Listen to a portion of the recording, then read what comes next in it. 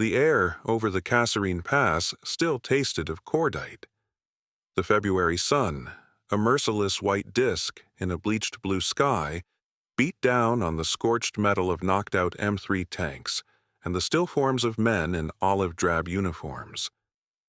For the soldiers of General Feldmarschall Erwin Rommel's Africa Corps, it was a moment of grim triumph.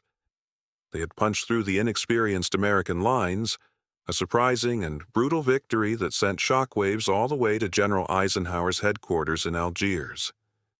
Amidst the scattered spoils of this victory, one item drew the attention of Hauptmann Klaus Richter. It wasn't a tank, a field gun, or a crate of rations. It was a small, boxy, unassuming vehicle, tilted at a drunken angle in a shallow wadi, its front left tire shredded by shrapnel.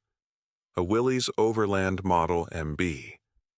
The Americans, with their penchant for acronyms, called it a Jeep.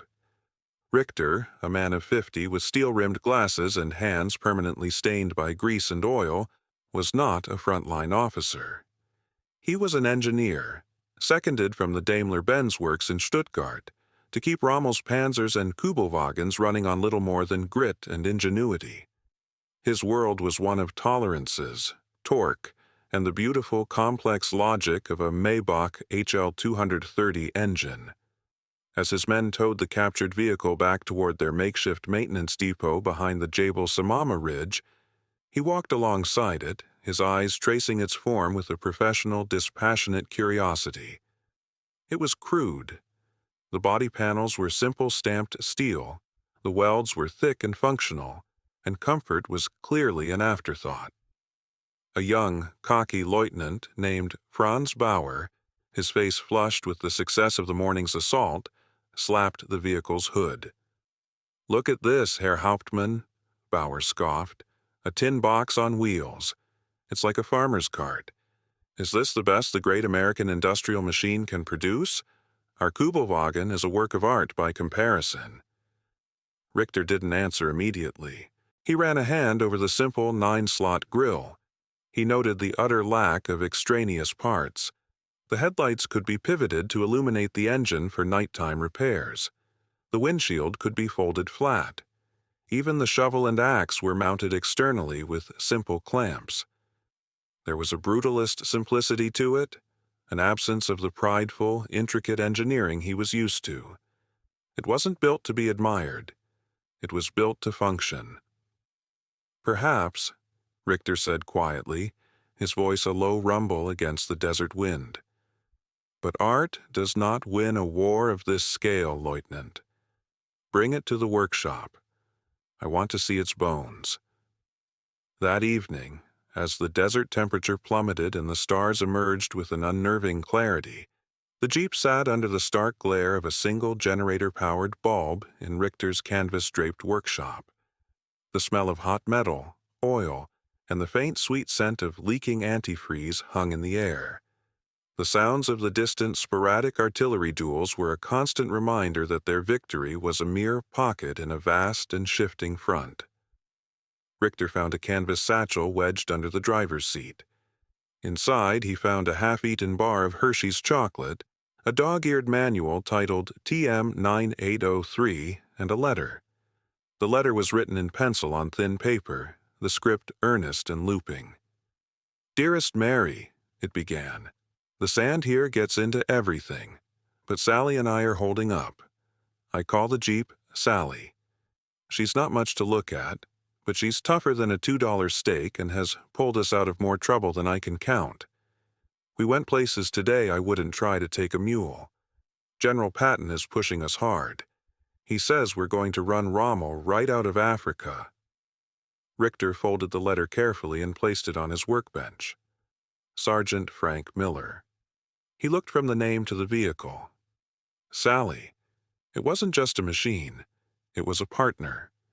He picked up a wrench. The time for observation was over. The dissection was about to begin. He had a growing, uneasy feeling that this crude tin box held a secret far more important than a simple tactical victory. The German mechanics worked with a quiet, focused intensity that was second nature to them. Under Hauptmann Richter's supervision, They began the methodical deconstruction of the captured jeep. Their workspace was an island of order in the chaos of the Tunisian front. To the east, the battle for the Sbiba Gap was raging, and the growl of artillery was a constant low-frequency tremor in the ground. But inside the canvas walls, the only sounds were the clink of steel on steel and the occasional muttered observation. Richter had assigned his best man, a young corporal named Eric, to lead the engine disassembly. Eric was barely 20, a farm boy from Bavaria whose intuitive grasp of mechanics was a form of genius. He approached the American Go Devil engine with the caution of a bomb disposal expert, expecting the same tightly packed temperamental complexity of the German power plants he was used to. Within an hour, his caution had turned to disbelief. "Hauptmann, look at this," Eric called out, holding up a greasy carburetor. "There is only one adjustment screw. One. On the Kubelwagen's carburetor we have 4, and they must be perfectly balanced or the engine sputters like a dying man." Richter came over, wiping his hands on a rag. He took the component, turning it over in his palm. It was crude, mass-produced. There were visible casting marks, but it was simple, robust. He looked into the engine bay. The layout was shockingly open. The starter, the generator, the distributor, all were immediately accessible. There were no proprietary tools required. A basic set of wrenches and screwdrivers, like the ones they'd found in the Jeep's own toolkit, was sufficient for almost any task. "It's the same with the entire ignition system," Eric continued, his voice a mixture of awe and professional offense. "The wiring is color-coded. A child could trace the lines. It's insulting." "It is not meant for us, Eric," Richter said, his gaze distant.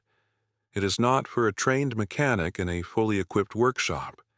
It is for a 19-year-old soldier like Sergeant Miller in the middle of a sandstorm with a manual and a basic toolkit." He picked up the technical manual, TM 9803, its pages softened by use. He flipped through the diagrams.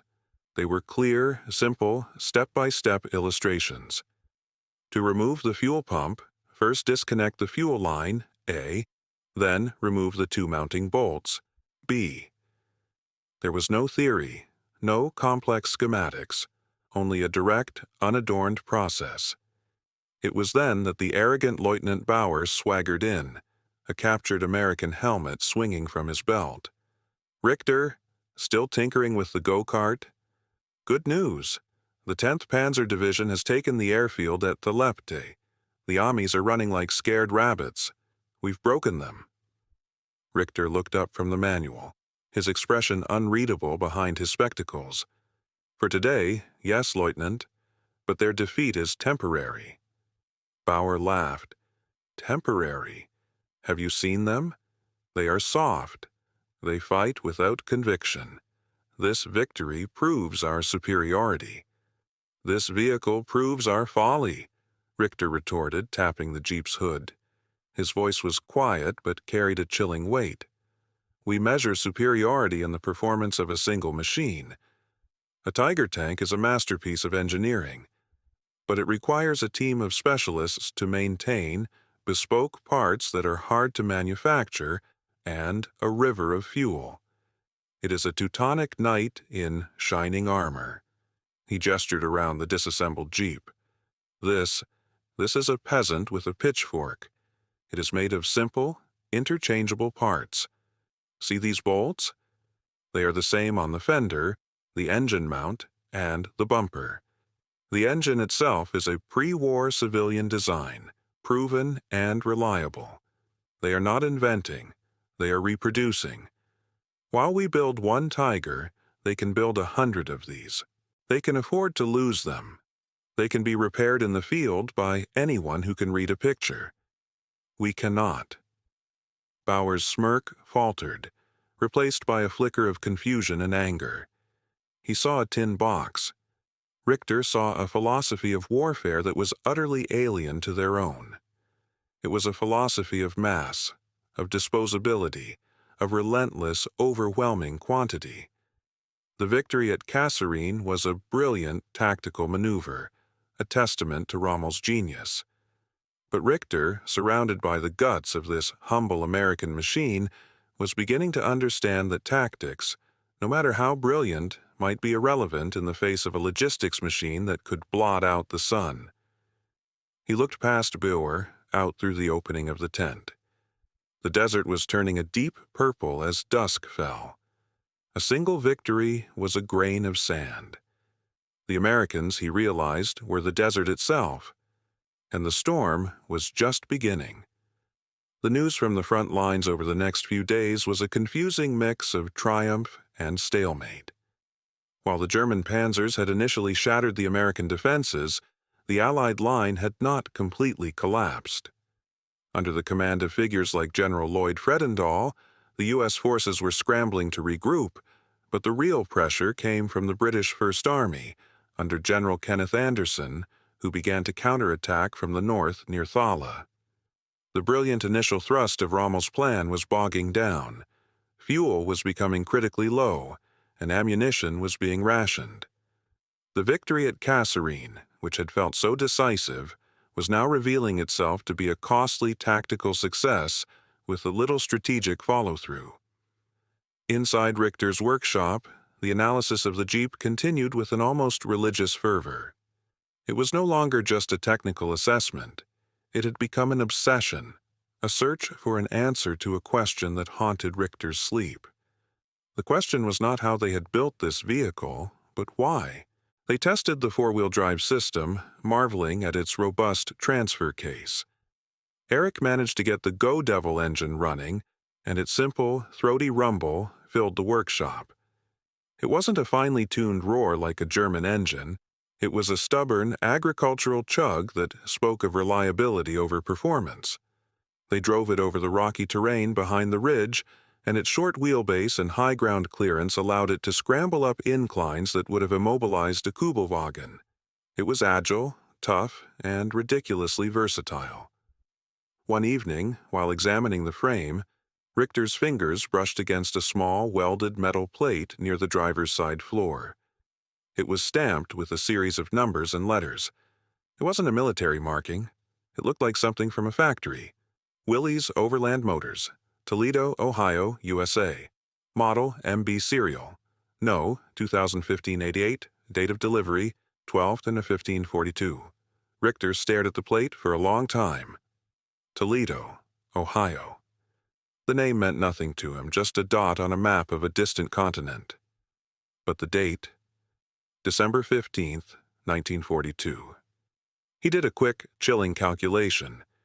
It had taken weeks for a ship to cross the Atlantic, brave the U-boat wolf packs, unload in Casablanca or Oran, and for this specific vehicle to be assigned and driven to the front. This Jeep had rolled off an assembly line less than 2 months before it was captured in the middle of Tunisia. The implication hit him with the force of a physical blow. This wasn't some pre-war surplus vehicle. It wasn't part of a slow, measured trickle of equipment. This was a fresh, factory-new machine, part of a torrent, a flood. He thought of the Daimler-Benz factories in Stuttgart. He remembered the memos from the armaments ministry, the constant shortages of chromium and molybdenum, the skilled workers being conscripted to the Eastern Front, the ever-present threat of Allied bombers. They built their machines with the pride of master craftsmen, but their production was a fragile, bespoke process. Richter imagined a factory in this Toledo, Ohio. He envisioned not craftsmen, but a moving line, a river of steel frames. He saw workers, perhaps even women as American propaganda films suggested, performing simple, repetitive tasks. One person installs the steering column, the next bolts on the fenders, the next drops in the engine, an endless procession, not masterpieces, but units, hundreds per day, thousands per week. He found another letter in Sergeant Miller's satchel that he had initially overlooked, tucked into a pocket of the canvas bag. This one was older, postmarked from a place called Detroit. It wasn't from his wife, Mary. It was from his brother. "Frank, you wouldn't believe this place. I quit the farm and got a job at the Ford plant at Willow Run. They're not making cars anymore. They're building B-24 bombers. A year ago, this place was a field. Now there's a factory over a mile long, and they say by next year, we'll be building a bomber every hour. An entire 4-engine bomber, every single hour. I just rivet wing panels all day, but seeing those things roll out one after the other, it feels like we're building the fist that's going to knock Hitler out cold. Stay safe over there. Give 'em hell. Your brother Tom." Richter read the letter twice. A bomber every hour. His hands trembled slightly. The arrogance of Lieutenant Bauer suddenly seemed like the hollow posturing of a child. The German army's operational brilliance, the elan of its soldiers, the technical superiority of its best weapons, all of it felt fragile, like a beautiful sandcastle built in the path of a tsunami. They were not fighting an army. They were fighting a factory, a continent, an industrial ideal that valued quantity over quality, simplicity over complexity, and speed over perfection. He looked at the simple Jeep, now reassembled and standing quietly in the corner of the workshop. It was no longer just a trophy. It was a messenger. And the message it carried was one of inexorable mathematical doom. By late February, the momentum of Rommel's offensive had completely stalled. The gamble at Kasserine had failed to produce a decisive breakthrough.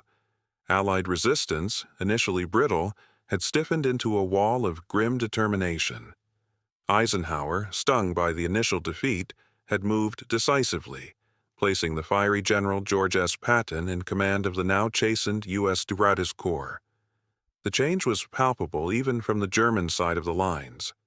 The sporadic, uncoordinated American artillery became methodical and relentless. Air attacks, once a nuisance, became a constant, terrifying threat. For Hauptmann Klaus Richter, the war had shrunk to the confines of his workshop. The Jeep, which they had nicknamed Omen, sat fully functional, a ghost from another world. They used it for short errands around the camp, and its utility was undeniable. But for Richter, every time he saw it bouncing over the rocks, it was a reminder of Tom Miller's letter in the bomber factory at Willow Run. One dusty afternoon, a convoy of Opel Blitz trucks rumbled into the depot, bringing wounded from the renewed fighting near the British-held town of Thala. Among them was Lieutenant Bauer. The cocky arrogance had been sand-blasted out of him. His left arm was in a sling, his face was pale with shock, and a deep weariness had settled in his eyes. Richter found him sitting on an empty ammunition crate, staring at nothing. He offered the young officer a canteen of water. Bauer took it, his good hand shaking. "They just kept coming, Hauptmann," Bauer whispered, his voice raspy. "We knocked out their tanks, Shermans, clumsy, high-profile things. Our 88s tore through them. But for every one we destroyed, 2 more appeared over the next ridge. It was endless." He took a long drink of water. "And their artillery.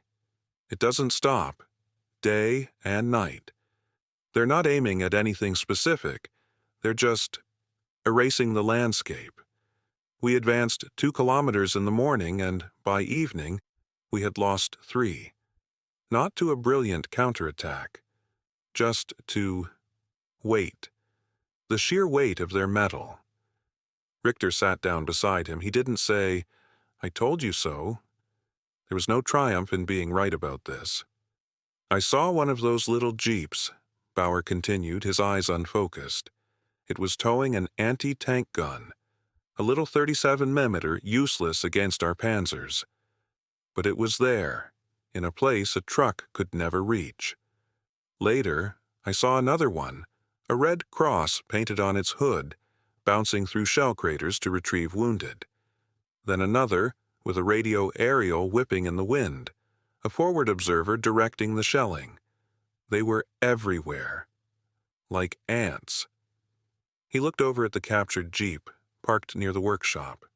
A flicker of understanding mingled with despair crossed his face. "You were right, Richter. It's not a car. It's 1,000 different things. It's a tractor, an ambulance, a command car, a gun platform. It's whatever they need it to be." That night, an order came down from Rommel's headquarters. The offensive was over. All units were to begin a phased withdrawal eastward toward the Mareth line. The great gamble had failed. The fox of the desert had been outmaneuvered not by a cleverer fox, but by a herd of elephants. The victory at Kasserine Pass was now officially meaningless, a bloody footnote in a campaign that was rapidly turning into a desperate fight for survival. As the mechanics began packing their tools, preparing for the retreat, Richter stood by the jeep one last time. He opened the driver's side door and looked inside. He thought of Sergeant Frank Miller and his wife Mary. He thought of his brother Tom, riveting panels on a bomber in a place called Willow Run. These were the men they were fighting. Not supermen, not ideologues, just ordinary men who had come from a place that could churn out bombers like sausages and vehicles like this one with an ease that defied comprehension. Eric, the young mechanic, came up to him. "What should we do with it, Herr Hauptmann? Do we take it with us?" Richter looked at the jeep, then at the vast, darkening desert. Taking it with them felt wrong, like trying to capture the wind in a box. It belonged to the other side. It was a symbol of their power. "No," Richter said softly. "Drain the oil and the fuel. Puncture the tires. Leave it." He paused, then added, "But I am keeping this." He reached into his pocket and pulled out the small folded letter from Tom Miller. It was a souvenir of his epiphany, a thin piece of paper that explained everything. It was the anatomy of their defeat, written by a factory worker in Detroit. The retreat was a grueling, disheartening affair. The Afrika Korps, once the masters of the desert, were now the hunted. The sky, which had once been their domain, now belonged to the P-40 Warhawks and Spitfires of the Allied Air Forces. They strafed the long columns of German and Italian vehicles, turning the coastal road to Tunis into a graveyard of burning metal. What had been a shortage of fuel and parts during the offensive now became a crisis. Richter's maintenance company worked miracles, cannibalizing 3 broken-down trucks to make one that ran, patching tires, and cleaning fouled spark plugs with the grim efficiency of undertakers. The buoyant confidence of the Kasserine victory felt like a memory from another lifetime. Now the mood was one of sour resignation. They made their final stand at the Mareth line, a system of fortifications built by the French before the war. But it was a line designed to stop an army from the west, not to hold back two. General Bernard Montgomery's 8th Army, having hounded Rommel all the way from El Alamein, was now pressing from the south, while Patton's revitalized U.S. de Woutou Corps, alongside British and French forces, pushed from the west. The Afrika Korps was caught in a vice. In early May 1943, the end came. Trapped on the Cape Bon Peninsula with their backs to the sea and the Royal Navy controlling the waters, the remnants of the once mighty Axis army in Africa began to surrender. It wasn't a single, dramatic moment, but a slow, weary collapse. Units ran out of ammunition, then food, then water, then hope. Hauptmann Klaus Richter and his men were captured near the town of Grombalia. There was no final battle for them. A British officer in a dusty khaki uniform, looking impossibly young and tired, simply drove up in a jeep. Another one, just like Omen, and informed them that their war was over. They laid down their tools and raised their hands. Days later, Richter found himself in a sprawling prisoner-of-war transit camp near Tunis. Thousands of German and Italian soldiers sat listlessly behind barbed wire, a sea of dusty field gray and sun-bleached green uniforms. The scale of the surrender was immense, over 275,000 men. a number that was, until recently, unthinkable. From the camp, they could see the main road. And on that road, the true nature of their defeat was on full display. It was a river of Allied hardware, flowing endlessly eastward. There were Sherman tanks, M3 half-tracks, and colossal Diamond T tank transporters. And weaving between them all, like metal blood cells in the arteries of this new army, were the jeeps. Hundreds of them. Thousands. They carried officers, towed trailers of supplies, ferried messengers, mounted machine guns, and served as ambulances. They were the ubiquitous, indefatigable connective tissue of the Allied war machine. Lieutenant Bauer, his arm now out of its sling but his face still etched with the trauma of defeat, found Richter watching the road. "I heard Rommel got out," Bauer said, his voice flat. "They flew him to Germany before the end. For his health." Richter nodded, his eyes still fixed on the passing traffic. He was a brilliant general, but one man's brilliance cannot overcome a mathematical certainty. Bauer followed his gaze to the road. He finally saw what Richter had seen weeks ago in the guts of that single captured vehicle. He wasn't looking at an army. He was looking at a product rolling off the world's most powerful assembly line. Each Jeep that bounced past was a symbol of a factory in Ohio. Each Sherman tank a testament to a foundry in Pennsylvania. Each B-24 that droned overhead a manifestation of a plant in Michigan. They hadn't been beaten by soldiers. They had been buried by production. Richter reached into his breast pocket and felt the crinkle of the folded letter from Tom Miller. It was a relic from a lost world. A world where German engineering and tactical genius were thought to be invincible. He had been a man who believed in the perfection of the machine, in the elegant superiority of a complex design. But the war in Africa had taught him a different, brutal lesson. It wasn't the best machine that won. It was the machine that was good enough and was always there. A jeep pulled to a stop on the road just outside the wire. An American sergeant, young, confident, and chewing gum, hopped out to check a map with his driver. He looked no different from the image Richter had formed of Sergeant Frank Miller. He leaned against the hood of his vehicle, a simple tool that had carried him across an ocean and a continent, and pointed toward Tunis. Then he got back in, and the jeep sped off, disappearing into the endless column of dust and steel. The war in Africa was over for Klaus Richter, but the tide of iron he was witnessing would not stop here. It would cross the Mediterranean and keep rolling, all the way to Berlin.